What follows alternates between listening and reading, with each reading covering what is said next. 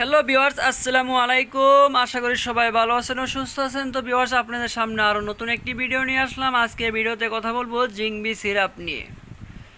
Viewers, অনেকেই এই সিরাপের সাথে পরিচিত অথবা অনেকেই তাদের বাচ্চাদের এই সিরাপ খাইয়েছেন।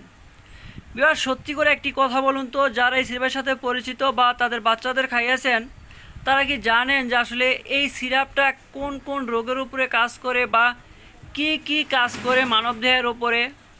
ভিউয়ার্স, হ্যাঁ, আপনারা হয়তোবা দুইটা বিষয় জানেন যে আসলে এই জিংবি হচ্ছে একটা ভিটামিন সিরাপ এবং মুখের রুচির কাজ করে। এই দুইটা ছাড়া কি আপনারা কেউ জানেন?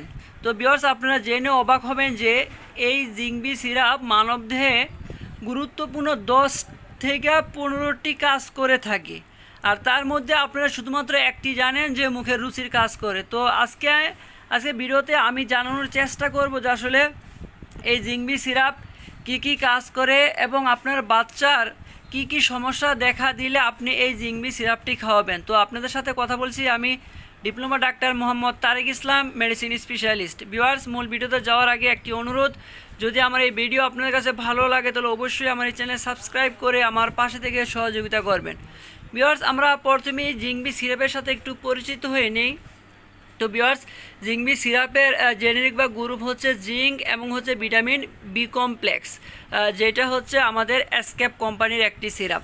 তো ভিউয়ার্স, আমরা প্রথমেই জানি যে আসলে এই সিরাপটি আমাদের দেহে কি কি কাজ করে থাকে। তো প্রথমেই হচ্ছে রোগ প্রতিরোধ ক্ষমতা বাড়িয়ে তোলে, অর্থাৎ আপনার বাচ্চা যদি হচ্ছে বারবার অসুস্থ হয়ে যায় তবে তখন ধরে নিতে হবে যে আপনার বাচ্চার শরীরে রোগ প্রতিরোধ ক্ষমতা কম। অর্থাৎ রোগ প্রতিরোধ ক্ষমতা যদি বেশি থাকে তাহলে যার শরীরে রোগ প্রতিরোধ ক্ষমতা যত বেশি থাকবে সে তত কম অসুস্থ হবে। রোগ প্রতিরোধ ক্ষমতা যদি না থাকে তাহলে সে বেশি অসুস্থ হবে। তো এই রোগ প্রতিরোধ ক্ষমতা বাড়ানোর কাজ হচ্ছে এই জিংবি সিরাপটি করে থাকে। এরপরে যেটা করে যে ক্ষত শুকানো। ভিউয়ার্স, আমাদের শরীরে অনেকভাবে হচ্ছে ক্ষত হয়ে থাকে, বিশেষ করে বাচ্চাদের শরীরে, যেমন তারা খেলাধুলার সময় তাদের অনেক জায়গায় কেটে যায়, তো ঘায়ের মতো হয়ে যায়। তো এই যে ক্ষতগুলো হয় তখন হচ্ছে ভিউয়ার্স, এই ক্ষতগুলো এই জিংবি সিরাপ কিন্তু সেখানে সেই ক্ষতগুলো সারানোর কাজ করে থাকে। এরপরে হচ্ছে পরিপাক তন্ত্র কাজ করে, অর্থাৎ আপনার বাচ্চা যখন খাবার খায় তখন হচ্ছে তার পাকস্থলীর ভিতরে যে হজম শক্তি হয় সেই কাজটা কিন্তু এই জিংবি সিরাপ করে থাকে। অর্থাৎ অনেক বাচ্চা কিন্তু খেতে চায় না বা বমি বমি ভাব আসে, বমি করতে চায়।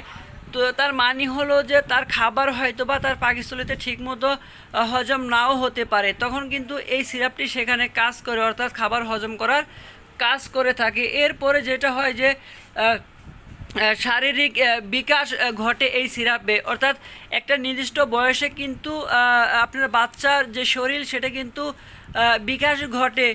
তো নির্দিষ্ট বয়সের পরেও যদি শরীরের গঠন ঠিকঠাক মতো না হয় তখন কিন্তু সেখানে এই জিংবি সিরাপ কাজ করে থাকে। অর্থাৎ আপনার বাচ্চার শরীরের যে গঠন সেটা গঠন ঠিক রাখার জন্য এই জিংবি সিরাপ কাজ করে থাকে। এরপরে হচ্ছে মানসিক বিকাশ, অর্থাৎ আমাদের বাচ্চারা কিন্তু একটা নির্দিষ্ট সময় পর পর কিন্তু তার ব্রেইন হচ্ছে উন্নতি হতে থাকে, তা সে আস্তে আস্তে কথা বলা শুরু করে এবং তার দুষ্টমি বেড়ে যায়।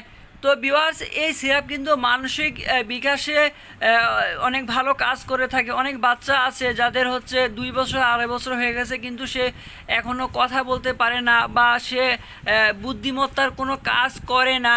তো এরকম যে বাচ্চাগুলো আছে তাদের ক্ষেত্রে কিন্তু এই জিংবি খুব ভালো কাজ করে। ভিউয়ার্স, এরপরে আমরা বলবো যে অ্যাক্টিভিটি। ভিউয়ার্স, আমরা সচরাচর যেটা দেখি যে বাচ্চাদের যখন 1 থেকে 1.5 বছর পার হয়ে যায় তখন কিন্তু সে অনেক বেশি দৌড়াদৌড়ি করে, খেলাধুলা করে, অর্থাৎ সে কিন্তু এক মুহূর্তের জন্য কিন্তু স্থির থাকে না। তো এটাই হচ্ছে অ্যাক্টিভিটি। তো অনেক বাচ্চা আছে যারা হচ্ছে 2 বছর 2.5 বছর হওয়ার পরেও সে খেলাধুলা করে না, সে নীরব থাকে, একা একা থাকে। তো এই অবস্থায় কিন্তু হচ্ছে আমাদের এই জিংবি সিরাপ কিন্তু সেখানে কাজ করে থাকে। তো ভিউয়ার্স, এরপরে আমরা যেটা বলবো যে ক্ষুধামন্দা, যেটা হচ্ছে আমার অভিভাবকরা অনেকেই জানে যে বাচ্চারা যখন খেতে না চায় তখন হচ্ছে জিংবি খেতে হয় বা তারা খাইয়ে থাকে। তো যাদের হচ্ছে যে বাচ্চাদের ক্ষুধামন্দা থাকে তাদের কিন্তু এই জিংবি খাওয়াইলে মুখে কিছুটা রুচি চলে আসে। ভিউয়ার্স, এরপরে আমরা যেটা বলবো সেটা হচ্ছে ঘন ঘন ইনফেকশান। তো আমাদের বাচ্চাদের হচ্ছে ঘন ঘন ঠান্ডা কাশি লেগেই থাকে, হঠাৎ হঠাৎ নতুন নতুন সমস্যা দেখা দেয়। তো বিভিন্ন ধরনের ইনফেকশন শরীরে হয়, বারবার অ্যান্টিবায়োটিক খাইতে হয়।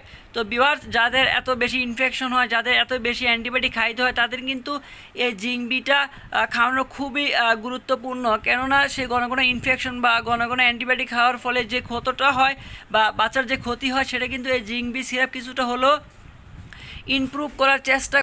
ভিউয়ার্স, এরপর আমরা যেটা বলবো সেটা হচ্ছে ওজন না বাড়া, অর্থাৎ নির্দিষ্ট একটা বয়সের মধ্যে যদি আপনার বাচ্চার শরীরের ওজন না বাড়ে তখন কিন্তু আপনারা এই জিংবি সিরাপ খাওয়াবেন। ভিউয়ার্স, এরপরে যেটা বলবো যে শরীর দুর্বল, অর্থাৎ আপনার বাচ্চা যদি শরীর দুর্বল থাকে, সে যদি খেলাধুলা করতে না পারে বা অল্প খেলাধুলা করার পরে যদি আপনার বাচ্চা হাঁপিয়ে যায়, দুর্বল হয়ে যায়, তখন কিন্তু সেখানে এই জিংবি সিরাপ কাজ করে থাকে। ভিউয়ার্স, এছাড়াও আরও অনেকগুলো কাজ রয়েছে, তো সবগুলা একসাথে বলা সম্ভব নয়। তো যতগুলা কাজ বলেছি, তো আমাদের শারীরিক গঠনের জন্য, মানসিক বিকাশের জন্য খুবই গুরুত্বপূর্ণ এই কাজগুলা। তো এই লক্ষণগুলো যদি আপনার বাচ্চার মধ্যে আপনি দেখতে পান, তাহলে অবশ্যই এই জিংবি সিরাপ খাওয়াবেন। তো ভিউয়ার্স, যদি আপনাদের আরও কিছু জানার থাকে তাহলে অবশ্যই আমাকে কমেন্টে জানাবেন। সবাই ভালো থাকবেন। আসসালামু আলাইকুম।